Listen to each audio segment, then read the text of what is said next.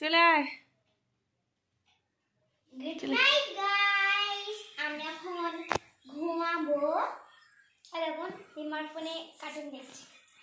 ওর দিম্মা যখন আসে ওর দিম্মা ফোনটা তখন ওর দখলে চলে যায়।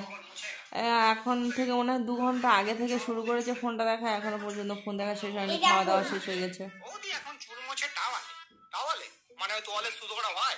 হ্যাঁ হ্যাঁ ওই মালটাই। এই সব কার্টুন দেখতে থাকে।